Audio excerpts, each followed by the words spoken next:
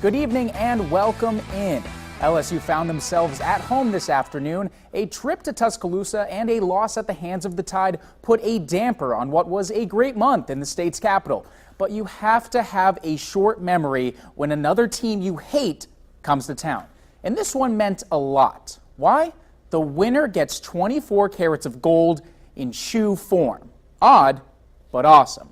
Razorbacks have had some success in Death Valley in recent years.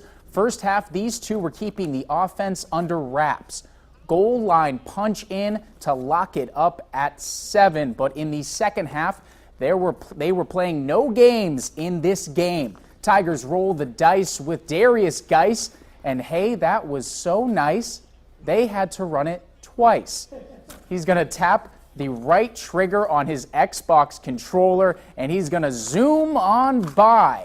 Tigers rolling up 2 possessions at that point. Danny Etling was criticized last week in the loss at Bama. How about this for a statement? Launch it like it's never coming home. DJ Chark is the man way downfield, and Tiger Stadium was sent into a state of delirium.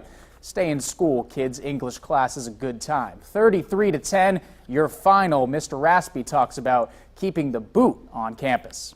It means a lot, man. A lot of people have a lot of pride in this game. Our players have a lot of pride. It stayed in Fayetteville too long. We got it for 2 years in a row. We plan to keep it.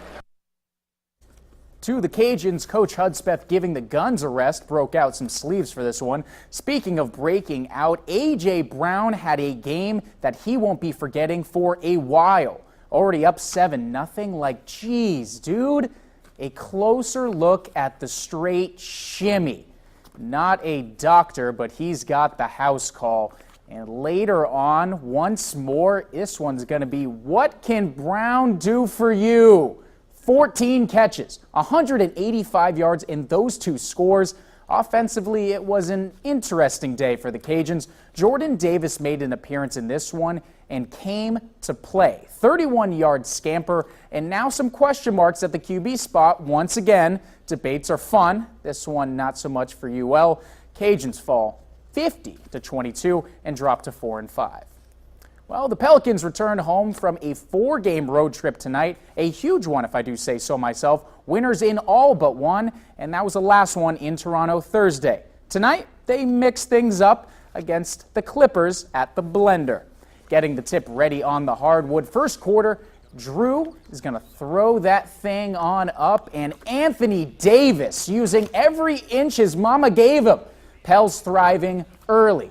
Then it's not Jenny from the block, it's Blake on the block. So smooth with the hook. Man, his game has come so far from just those poster slams they used to be. But Boogie, he's a J-Lo guy too. The reverse spin and up and under. Mike and drill in full effect. Check the stank face. Something else that stanks, this slam. DeAndre Jordan, each one more. Just get out of the way, man. There's no scenario where that ends well. But the Pels would mentally recover from that. Ian Clark on the drive, but like a good neighbor, Anthony Davis is there. Then more friendly acts by the big. He's going to find the dropped rebound and put down the 2. The Pels glide to the W, 111-103.